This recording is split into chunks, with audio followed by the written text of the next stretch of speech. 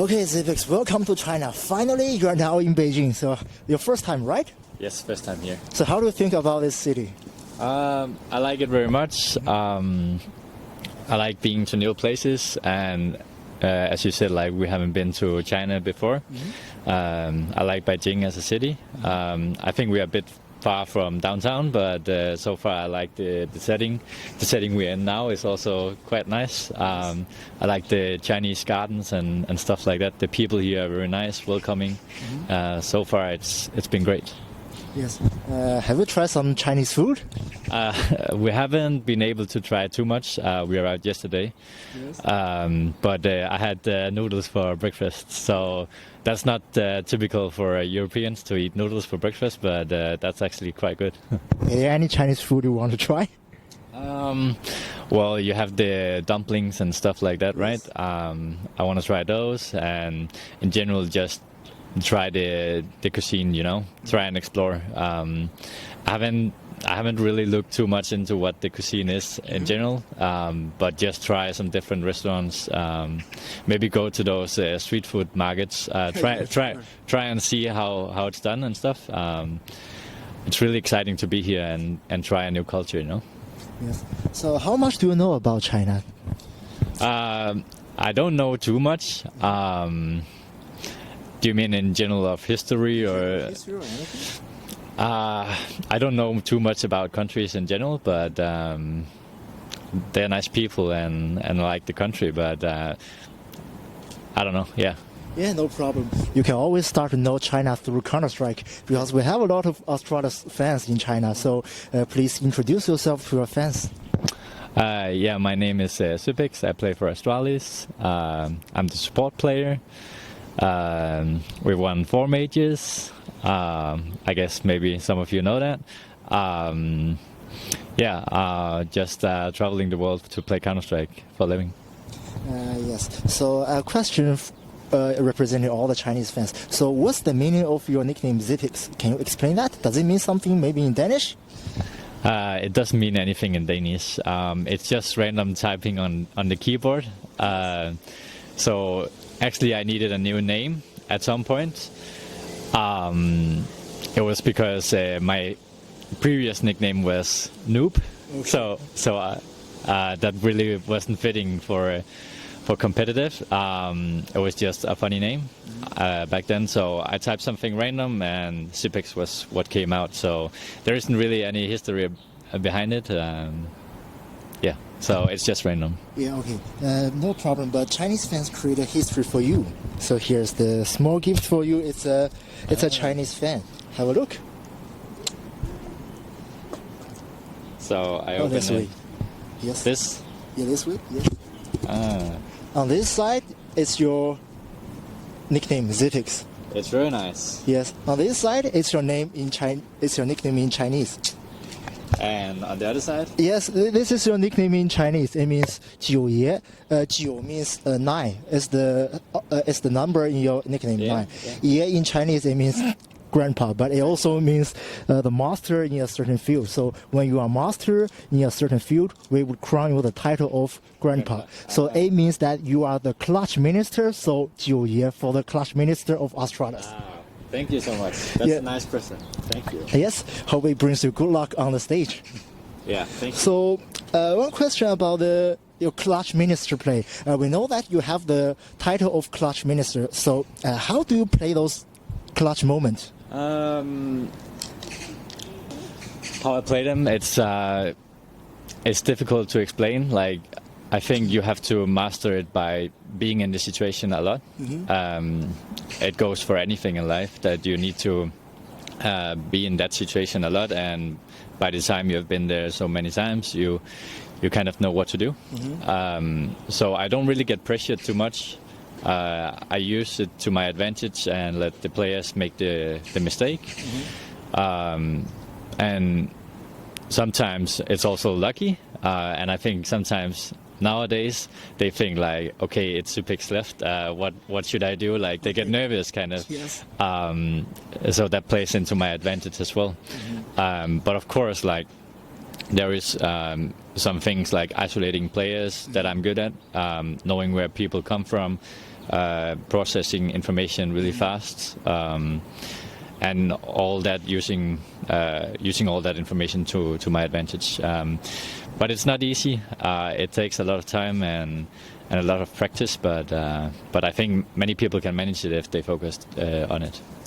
Yes, because I was following your match this year since 2019 Katowice. That was the first time we met this year. So I think that probably your playing style has changed a little bit. Do you have a new role? For example, the short caller?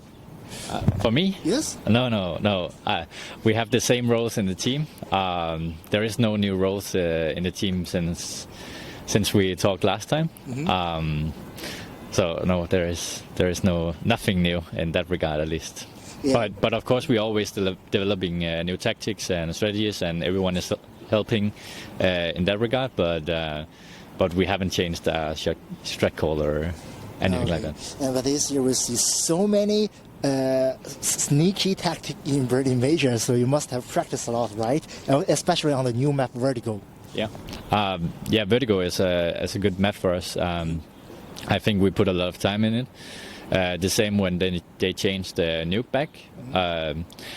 When there's new maps, it's really important that you put yourself in the driver's seat on it. I think it's really stupid just to ban it because it's a new map and you don't have time to play it. Like, just put in the time and effort to play it, and then people will ban against you, and then you can pick your comfortable map. I think a lot of teams are doing it the wrong way, like not focusing on the new maps and getting good at it. At least that's something we do.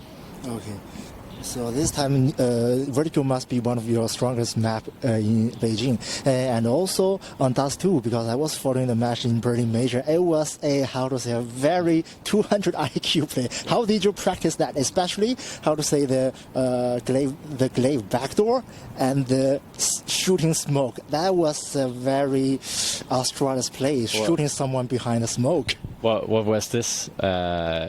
Was this on Dust 2 or was this on Dust 2? Because we see so many times you practice, you see so many times you shoot someone behind the smoke and you succeeded. It's yeah, I guess it's mainly me and Glaive shooting through the smoke, but yes. I guess it's just lining up. Like, we know a lot of the tendencies of players. We know where they're gonna stand. We know from the information we hear. Like all these kind of things, we're just good at processing it and then tracking through the smoke. Obviously, we can't see them, but we maybe hear them. We maybe get some information, some clues about where they are, and we use that to our advantage. So there isn't really any special source or any special thing we're doing. I think we're just better than most people at it. Yeah, because I heard that someone say Australians, they hide their eyes and practice on the map. Is that true or just a joke?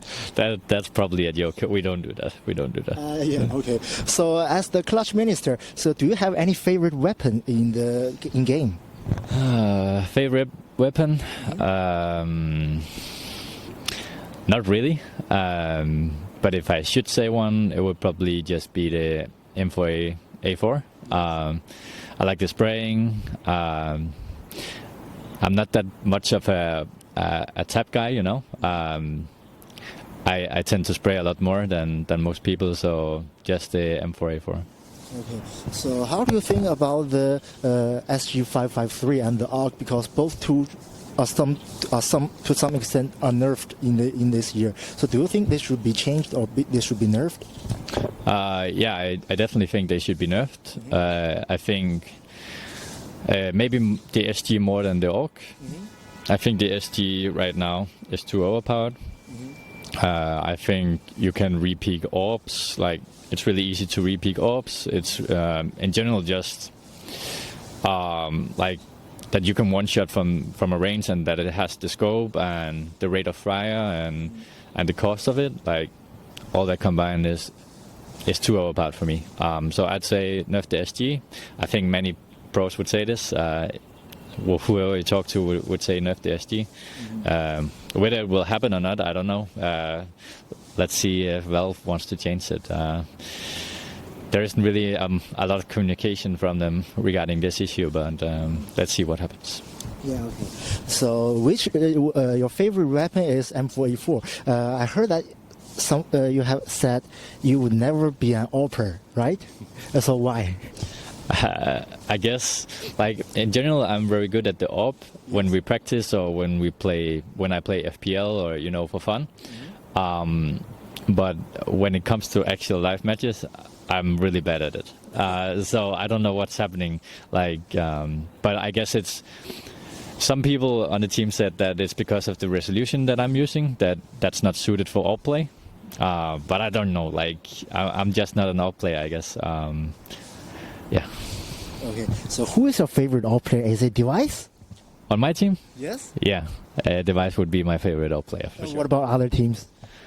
I'd say I think Simple is great with AWP. Other than that, Kenny S is also very flashy. Yes. I like that he's very flashy with it, but I think Simple is great with positioning with the AWP, like getting repeats, stuff like that. He's a smart AWP player in that sense, right? Yes.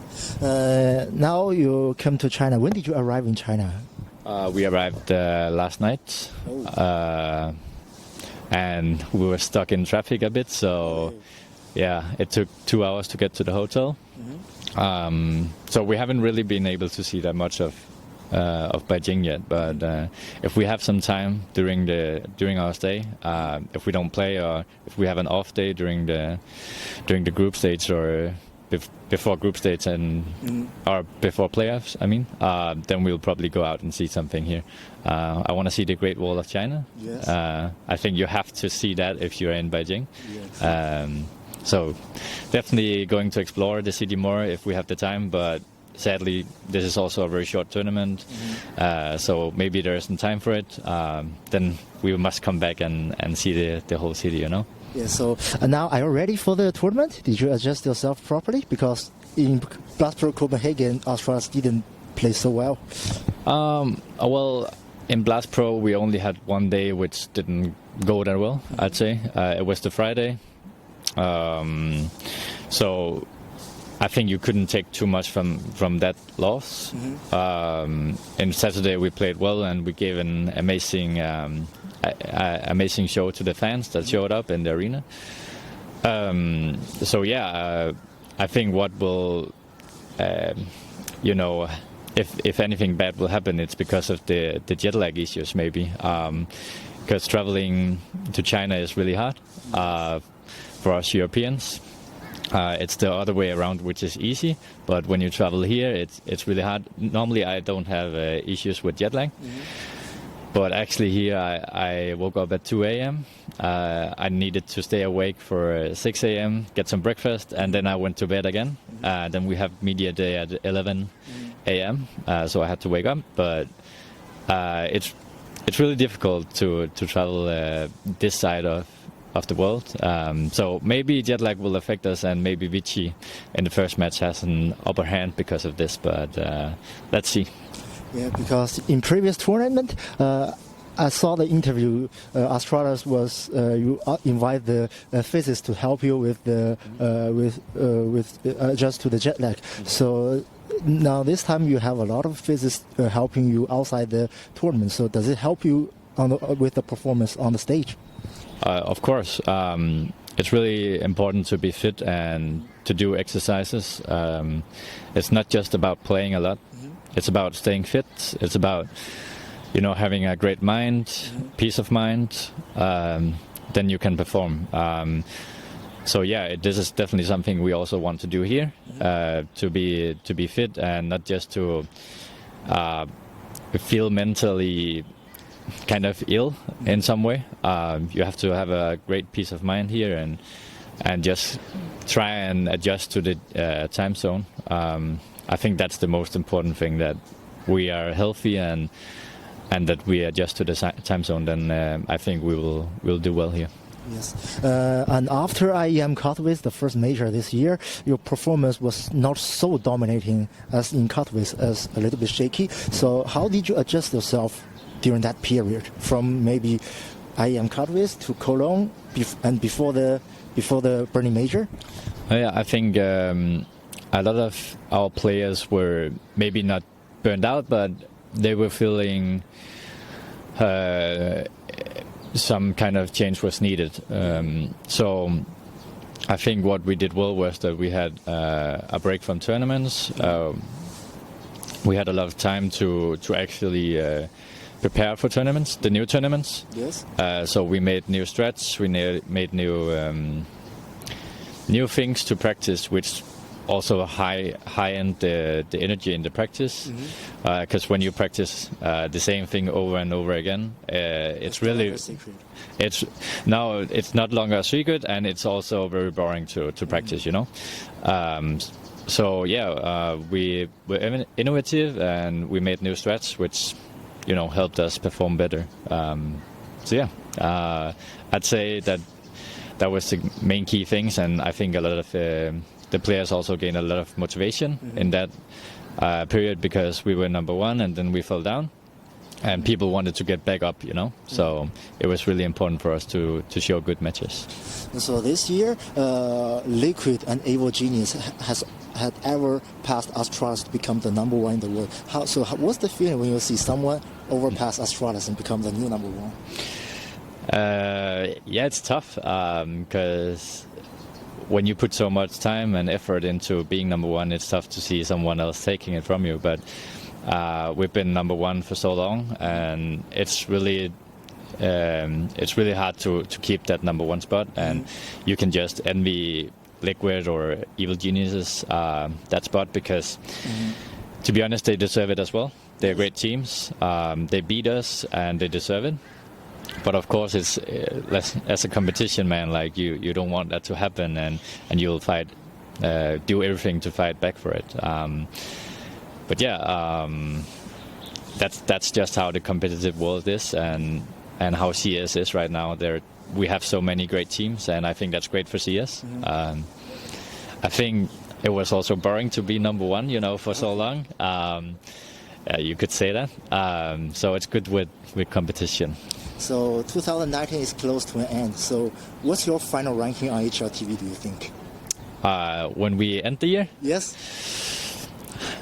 We have IEM Beijing, then we have 4 events left. So there is a lot of things that can happen. But I'd say number one. I think we'll go. What's your personal ranking? My personal? Yes. Oh, for the top 20 list? I don't even think I'll be on it, to be honest. Okay. So I don't know, but maybe something along the top 30 or something like that. I think I'll manage that. But some of the players on the team will definitely be on the list. Okay, final question. So do you know anything about Tailu and VG? Because the 2 Chinese players are trying to defend their title in Beijing, in their home court. Of course, we know something about Tailu. They are at the most majors. They are at the tournaments. Vichy not too much, but of course they also at some tournaments. So it's really important that when we play them, that we know their tendencies, and that we understand that they also have a different play style. When you're from China, you have a different play style. So we need to be prepared for the aggressiveness and those things that we usually don't see. So yeah, it will be exciting to play them here on their home turf.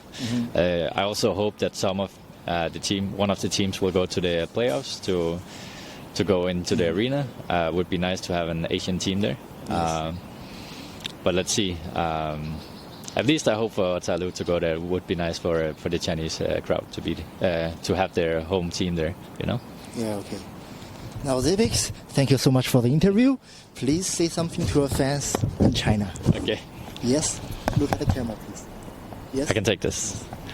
Okay. Thank you so much for all the support, and thank you 5EPlay for this amazing. Is it called fan? I think it's called fan. Yes. Yeah. So thank you so much for all the support. It means a lot to us. Thank you so much for watching us and continuing to support us. So yeah, thank you very much.